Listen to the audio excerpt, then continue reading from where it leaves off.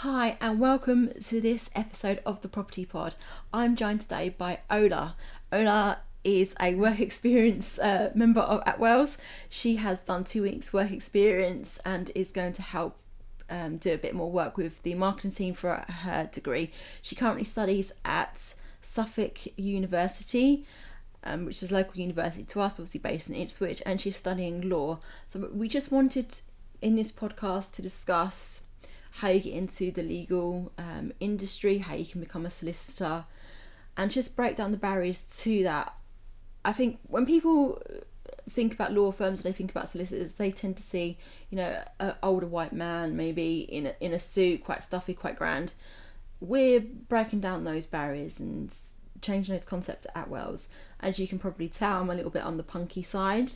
I tend to have bright hair, tends to be quite short. I'm not a traditional legal person. Okay, I work in the marketing department, so maybe there's a bit of a aspect that you would associate with that. But traditionally, the people who work in our firm are quite laid back. They're very different. It's not as you would expect. We don't live up to the stereotypes. We're proud to be different. So we want to try and convey that in the work we do, and try and get that message out to the general community that actually, you can have a career in law. It doesn't matter about your background. I've not come from a particularly prestigious background. For those of you who are local, I went to Holywells in the 1990s. It's changed now, but at the time it was pretty rough. And there's a couple of us that have had similar backgrounds, who have not particularly come from money or wealth, and we've come from estates, and we've worked our way up. Those type of things no longer matter. I myself, I'm studying a master's degree, but when I left school, I left with no GCSEs, and I've been able to do that myself outside of school. So we're just going to have a broad conversation about that and about how you can get into law. So I just want people to be very open-minded by the fact if you're thinking this is not for me, I can't possibly do this, actually you probably could. So we're going to work on that basis of being very open-minded. So anyway, without further ado, I'm going to welcome Ola and we're going to ask a few questions. That was a very long introduction. So my first question is, to my guests is to find out a little bit about them. Mm-hmm. So tell us a little about yourself. Yes, so my name is Ola. I study at the University of Suffolk. I'm going into my second year. In my first year, I was the youngest student because I started at 17, which was pretty scary. However, I got on fine, which is always great. Outside of university, I work part-time and I enjoy doing some yoga as well. And I run a blog outside of university for my Instagram where I talk about studying law, overall university life, and I try to promote mental health awareness as well a lot. So yeah. I think that's really good. The mental health aspect during COVID has definitely been great. Definitely felt it myself in terms of life became going to and from work, and that was it, and the restrictions you had. Some people haven't even left their house. I mean, there was a time when we were just working from home. It has become strained, and also I think to discuss college and university life is quite good. People think it's like parties and you turn up for the odd class like you see in the films, and you sort of sit in this big auditorium and you're just listening. It's not like that. Definitely not. Definitely not. You end up getting piles of books and taking notes, and post-it notes become your friend. Definitely. That's what I found. Yeah. Good stationery. I do like stationery. Me too. So my second question is, what course are you studying and what does it involve? So I study law at the University of Suffolk. It's the qualifying degree to becoming a solicitor, even though now it's changing a bit and you don't have to have a law degree to qualify. But I'm just in the basic law degree, LLB, to qualify. Okay, yeah. So what Ola touched upon there is there's been some changes to how you can now become a solicitor or a lawyer. I'm going to put some information about that in the bottom of the video because it's quite an interesting part. It's relatively new, but it does mean that there are different routes, and you don't necessarily have to have a degree. There's someone who worked within he was actually now a partner who worked within our law firm, and he started off at a very early trainee level and they work their way up. So you can actually do this in a non-educational route, and you can also go to degree route, which is what you're doing, which both are equally good routes. So it depends on your own personal preference. I'm with you. I probably would have taken the degree route, just because I feel like there's some importance in having a degree, and for me having credits. Yeah. For those of you who don't know, credits are what you obtain when you do GCSEs, I believe, but A-levels, degrees, masters, and that goes on when you do a PhD. If you have credits, you can then go on and use those credits to take on other courses. So it's always very important to have credits, because it gives you options. Even if you've completed, say you're doing A-levels and you feel like this is not for me, my advice would be to stick it out to complete the course, because those credits then mean you can go on and do a degree that may be slightly different or completely different. I think in most cases, I mean, I'm trying to think what I got mine in now. I think it was leisure and tourism. I ended up doing a graphic design degree, which was nothing like what I'd studied at college, but because I had the credits, I could go off and do that. So that would be my advice for A-level students, is to sort of stick it out, even if it's not quite right for you, just so you can do the degree. Likewise, you can vary from the degree to your masters if you're going down that route. When it comes to masters to PhD, as I'm discovering, you have to have a very relatable course. So for example, I'm studying marketing, and I could do interventive marketing or I could do strategic marketing, but I couldn't do science, for example. Just put an example out there. It has to be relatable, and you get to that level. God, we went really off track then. So going back to the COVID, how did that impact your studying? How have you found that? Oh, it really hit me hard. It really did. I was so used to always going to school, attending college, and then when suddenly towards the end of my college, before I even started uni, we ended up online, and it was such a mess at the time. The lessons were all over the place. Our work had to change. So for example, I was meant to take exams and they got cancelled, and instead we had to write a massive piece that was quite similar to, obviously not a dissertation, but of a similar nature, like a massive essay piece towards the end of the college degree, oh my god, towards college. And it was just a mess. And then for university, when I started, we had blended learning, so it was basically half online and half there in person, which I enjoyed. And then lockdown came and everything was online, and getting a degree through essentially FaceTime and group chats and emails is very difficult. Obtaining that, it's very stressful.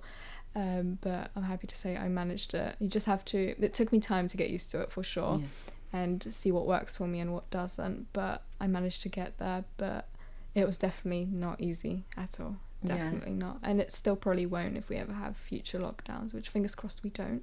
But if that ever comes down to it, once again having to jump from learning in person to online, now that we've done it, probably is a bit easier because we know where we stand, but it's still going to be difficult. So I just hope we remain in person where possible. I think definitely can relate to that. My degree is with Arden.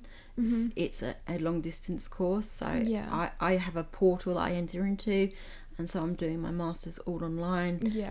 It is challenging. I found the support to be the most hard. Like there'd be conversations that I would have had with my tutor that would have been quite natural and organic, whereas they're not so much because of the distance, so you tend to ask less questions. That's what I've found. I guess the benefit for me for long distance was that I was able to remain at work. I was able to stay local. I was able to do all those things that I wouldn't have been able to do if I was attending university, because obviously the classes tend to be during the day and I work during the day. So I was able to obtain, she says, on my final bit, hopefully obtain my marketing degree in the evenings and weekends. So for someone who's watching this podcast, who's maybe a bit older like myself and who's trying to get back into education, long distance learning is something that I would definitely recommend. you have to be very committed and you have to be quite focused, to what you're doing, which is, I can imagine, is different from it makes it easier if you enjoy it though, for sure. Definitely. If you're stuck doing a degree that you either got pushed into or pushed yourself into, not knowing if you enjoy it, then that's going to make it a bit more difficult to motivate yourself. You do have to enjoy it. So definitely, if you are an older student and you are wanting to do this, long distance learning, if you have to work, is ideal. It will fit around, but you will not have a social life. I've not had a social life for 2 years at least. It's one of those trade-offs. I'm now looking to do my PhD, and I'm thinking that's going to be another 2 or 3 years. I personally am not interested in having a social life at the moment anyway, so it doesn't bother me. But it is certainly something that you need to consider, and also, like you said, you have to really like the subject. Yeah, definitely. It makes it much more easier. One of the things that gets overlooked, and this goes back to your social media when you put out about your studying, is the amount of reading involved. Definitely. The amount of reading, especially on a law degree, it's overwhelming. And we get such a big list, like every other university doing law. They get long lists. It's the same across the board. But it's just not possible to read everything. You try your best, but towards the end of the year, especially in first year, you figure out what you actually need and what's just the extra reading. And prioritization definitely is key when it comes to reading all the books that you have to read. Definitely. And post-it noting and section of chapters too. Yeah, that's really important. There is a lot to it. Definitely. It's not a case of just turning up. Trying to encourage people here, feel like I'm doing the opposite. Sorry. So going back to work experience, we touched upon this again in the intro, my long intro, kind of waffled in that one. You done work experience with Charlotte in the conveyancing team. How did you find working with Charlotte and the team, and just generally work experience at Attwells? I really enjoyed it. I enjoyed the fact that it was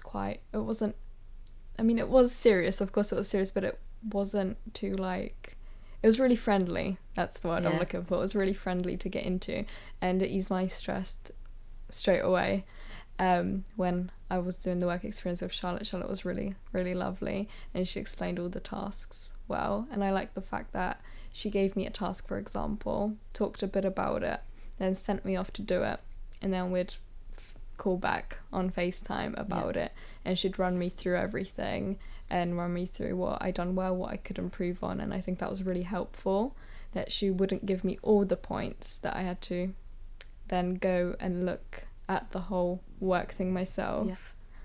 And it gave me a bit more independence, but at the same time a lot of help.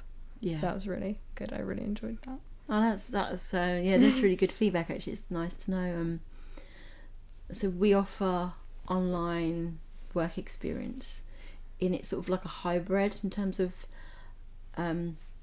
Charlotte, who is a senior solicitor within the firm. She gives great advice and great support, but equally, as you were saying, it's independent learning too, and it is remote at the moment, but you do have that hybrid approach of the FaceTime calls, the phone calls, all those type of things. Obviously COVID has made us change our sort of approach to work experience, but we're still committed to helping young people get into law, which is good. And also the tasks vary, so they're not literally all the same, like drafting. There's a few drafting tasks, there's a few email tasks, and then some tasks where you have to go through and look through things and fill in forms, so they're all different tasks, so it's not literally you're doing the same thing for days and days, which is good. So that's cool. So you bit of a variety, I think, in terms of like coming in and helping with what we do. The marketing department is very varied. So this morning before I came here, I was web designing, and now I'm doing a podcast, and when I go back I'll be doing something different, probably blog writing, or I'll be doing some kind of advert or something like that. So my day quite varies. I also get involved with strategic marketing of the company, so just because of my role, I tend to be involved in the actual management side of things as well. So it is very varied, and I think people fully understands that aspect either. Yeah. When you go into law, there's many different avenues you can go down. We have a few different departments, so you know, it's not just churning out conveyancing as such, which is again another misconception. There's a lot to it, and you could go into the private client department, for example, or we've got commercial, employment. So there's lots of different avenues you can go down, and I suppose the bigger the organisation, the more variation there is as well. Yeah, and also the tasks I done, even like I said, they were different tasks. Yeah. They were also with different departments, so it wasn't just conveyancing. It was contract conveyancing, will drafting, and different stuff. That I think is really important. I love that aspect to what we do. It's such varied. A nice pattern. Yeah. It's great. What would you say to students? I'm losing my voice. Shouldn't cough during COVID. Do you notice that during COVID you're like, I can't cough? What would you say to students considering undertaking work experience? Do it. Go for it, because it's such a useful thing. I underestimated work experience in my first few weeks at university, for sure. And in the long run, it's going to be really helpful for applications. Especially the work experience with Attwells was really helpful, like I said, within different departments and learning different things. And I think as well, on your CV, having undertaken work experience, it shows that you are keen to learn. Exactly. It shows that you haven't just done your degree, you've actually gone that bit extra, which employees will look for. Yeah, definitely. You know, for training contractors too, they'll look at these things as positive. So yeah, and you can learn so much from work experience. The skills you gain, you can showcase it in your future interviews with law firms and whatnot, so it's definitely really helpful. Yeah, definitely, I agree. And just being in that environment and absorbing it all. And I guess this goes back again to what we were talking about stereotypes, but what stereotype did you have of a solicitor, and has that changed since your work experience? Definitely. Have we shattered that illusion? Well, I didn't have a very off kind of point of view of what a solicitor did, but I did have a stereotype that all they do is sit in front of a computer, which to some degree is correct, but it's not at the same time. There's different phone calls, there's meetings you have to go to, some solicitors go to court still, so there's a whole different aspect to it, not just sitting in front of a computer. So definitely that changed.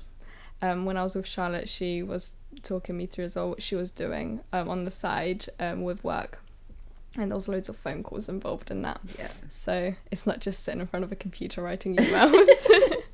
when I was younger, I just imagined an older chap and dark wood sort of littering his office, and he'd be there with some sort of fountain pen writing on that's another one. Very expensive paper. That is another one for sure. Definitely definitely my stereotype. And the book cases. Oh, the bookcase. Loads of books. But that to some degree is true though, the amount of books. Yeah, there is a lot of books involved. We do a lot of it now is online though. Yeah, so that's true. The Law Society have a great online library. Yeah, loads of resources online now, which is good. Yeah, LexisNexis has a great Westlaw as well. Yeah, and there's loads. There's loads. So the books are minimising. Soon there'll be no need for that library case. So soon. That'd be good.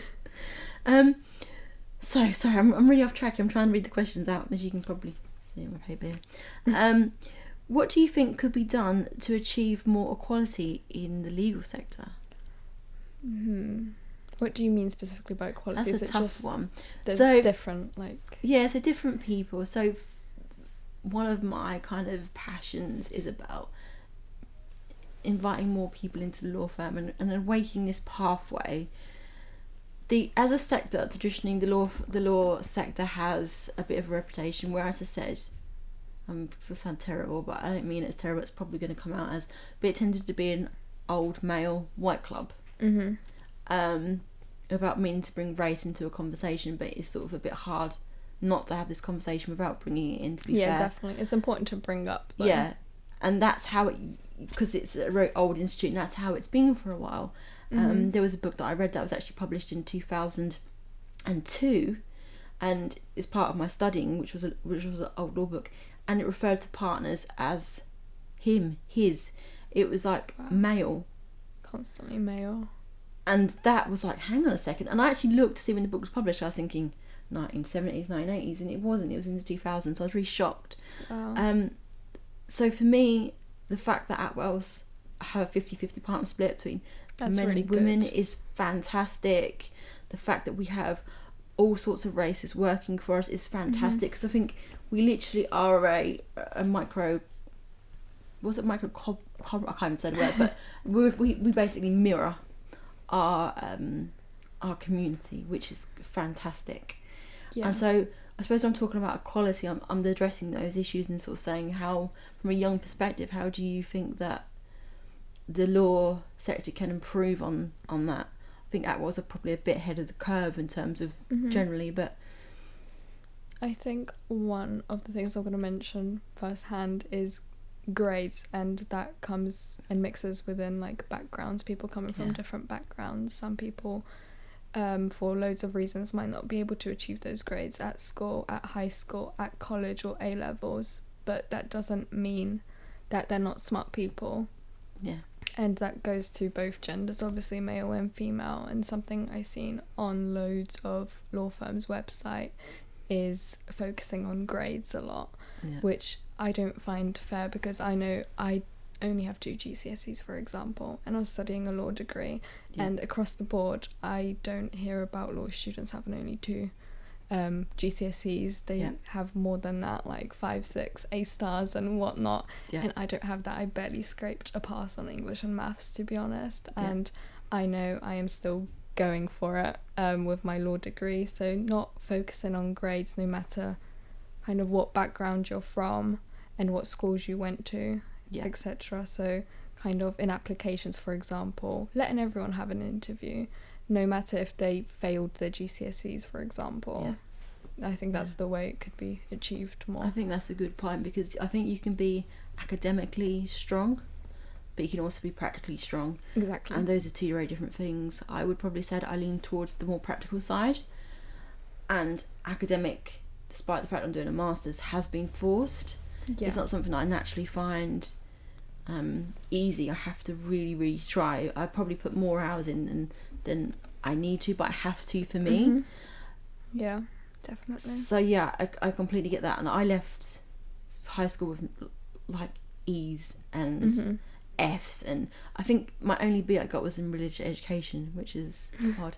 Mind you, I'm a Buddhist, so maybe it's not so odd. So yeah, I do get that, actually. I think it's a really good idea of just not focusing and actually taking the person and looking at what other skills they have. I think that's one of the great things again about Attwells, is that we do offer entry level junior paralegal roles. Yeah, exactly. Where it's, you start off doing little bits of admin and you can build your way up. As I said, this is the journey of one of our partners. So they've gone from that position right the way to the top, and you can do that. There's no harm in doing it that way, and I think that does open the door for a lot of people that you would struggle, because that's the key. Yeah, you can't help your family background or where you happen to be born, and you can't get away from the fact that if you were in certain different scenarios, your options would be different.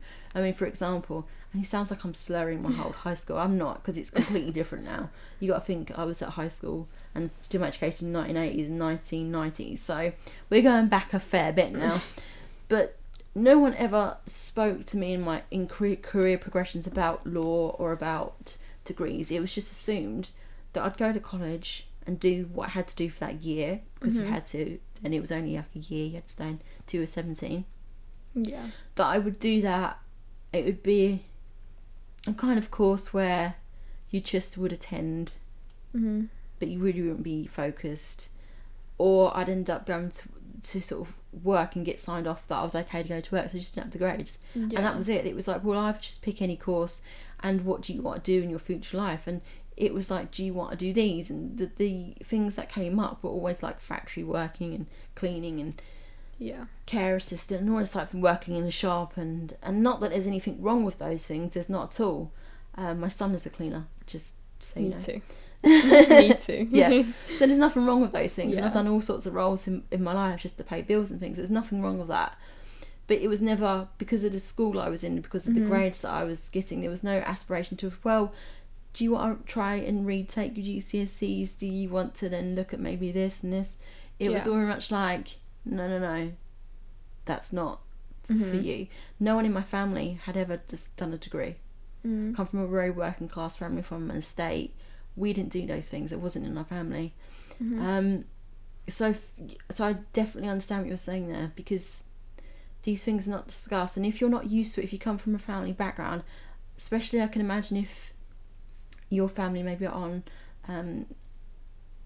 receiving benefits, or maybe, and that's your background, and that's a generational thing for you to sort of say, I want to study to a degree, would be like quite aspirational and almost get mocked. So I can imagine that would be a fear part. And also as well, if you don't know about these things and no one in your family has done it before and you're the first, as in my case, well, how are you going to pay for this? And that's another thing, understanding what you can get in student loans. If your family are financially struggling, you do receive benefits, tax credits, for example, or universal credits.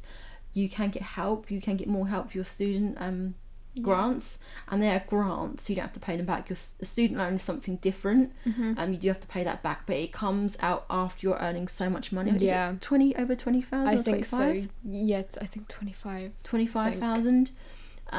If you look on the website, if you just type in student loans, it'll come up information.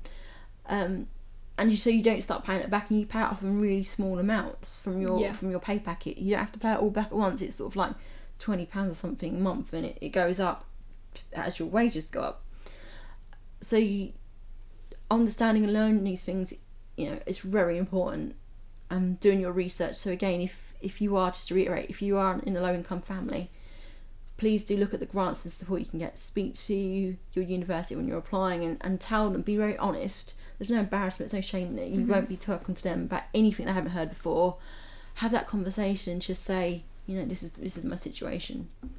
So, but again, I guess you've got to get the GCSEs and A levels to try and to do that. So yeah, that's very challenging.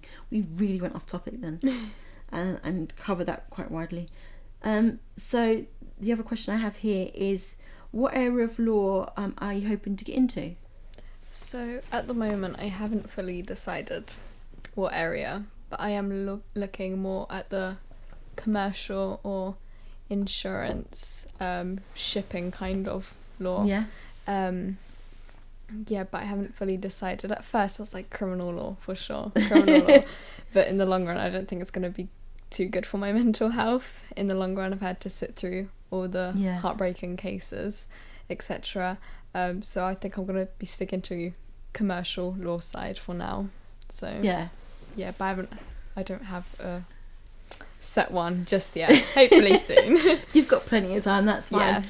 Also, when we have like trainees come in, they go around and they sit in different seats, and you'll be surprised. We've had so many people that have come in and said, I want to do this, and then they do it and it's like, that's not what I was expecting.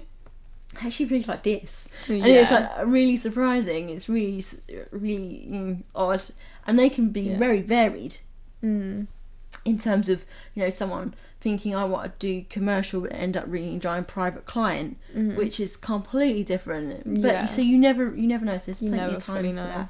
Yeah, plenty of time.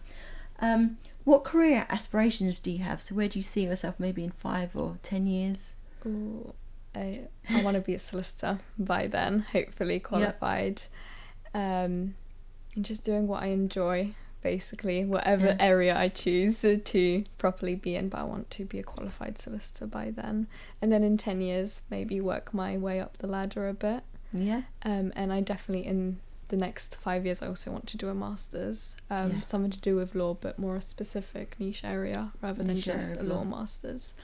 So that's where I see myself. That would be good. Yeah, definitely do it. Yeah, there's a lot of worth, I think, in doing master degrees. It really hones your skills. Definitely. I makes you specialise in something specific. How would you? Well, you've kind of said this, but the last question was, how would you rate your work experience at Attwells? So I guess if you were going to give it out of 5 stars, like they do in FIFO. Ooh. there's a tricky. I'd say 4.5, but The only reason a star is missing is I think it'd be better if it would be in person, which hopefully in the next few years it will be. Then the experience would have been even better. But apart from that, I didn't. All good, really. Taught me a lot, so we'll take 4.5. That's absolutely fine. Be it that you did do your experience during COVID, so it's definitely strained somewhat. Hopefully when you come back in to do your day a week, it'll be better, because I'm doing it.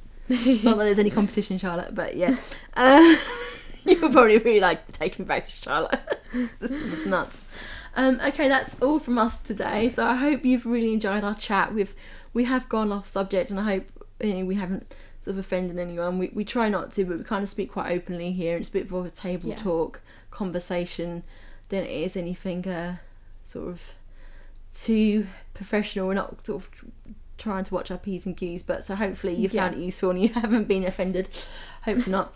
It's quite light-hearted. Again, I work in the marketing department. I'm not legally trained, so please don't take everything I say as being absolute. I will put some links below for any of the subjects we talked about, particularly in relation to student support and financial help, and links to our training program and our work experience program too, which will be quite useful. Please do click the like if you enjoyed this video, subscribe if you're finding this interesting and you want to find out more about Attwells. That'd be fantastic. The more likes and subscribes we get, the more YouTube will share our videos, and it will get this information out to more people, and that's what we're ultimately trying to do. So thank you for watching this week's Property Pod, and we'll see you again next week. Thank you.